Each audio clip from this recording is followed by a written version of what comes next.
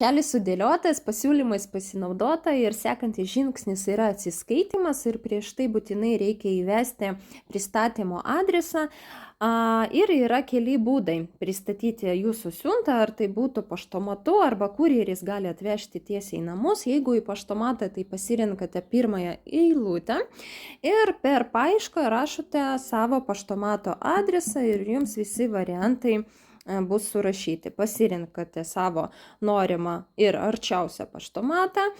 Arba jeigu jūs norite, kad pristatytų į namus, tada jūs į antrą eilutę einate, pridėti naują adresą ir tada, pavyzdžiui, per paiešką rašote pašto kodą. Tokiu būdu bus paprasčiau atrasti adresą, pasirinkate savo miestą ir įrašot, jau automatiškai matote, yra pašto kodas, miestas, apskritis ir įrašote gatvės adresą ir po to išsaugojate ir tokiu būdu kurjeris jau žinos, kur pristatyti.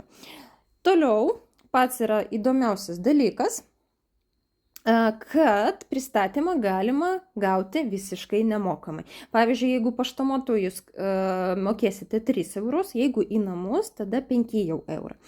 Kad nemokėti už pristatymą, jūs galite pasirinkti gaminį ir gauti nemokamai siuntinuką. Yra sąrašas gaminių, ar tai būtų tualetinis vanduo, ar tai šveitiklis, ar paakių kremas, ar prausiklis. Jūs pasirinkate savo norimą gaminį ir žiūrėkite, jau pristatymas yra 0. Ir dar sunkvežimiukas jums rodo, kad jūs, pavyzdžiui, jeigu šiandien antradienį darote užsakymą, penktadienį jau gausite gaminius. Ir toliau prie apmokėjimo, tai truputėlį paaiškinsiu, kad yra irgi keli variantai, ar tai būtų Revolut, per Revolut mokėjimas, ar banko kortelę, ar per elektroninę bankininkystę. Jūs irgi pasirinkate savo patogiausią variantą, bet pavyzdžiui, pats toks optimaliausias yra kortelė. Jūs tiesiog įvesite kortelės duomenis, išsisaugos jau automatiškai ir viskas. Kitą kartą, kai darysit užsakymą, vienas paspaudimas ir užsakymas yra apmokėtas.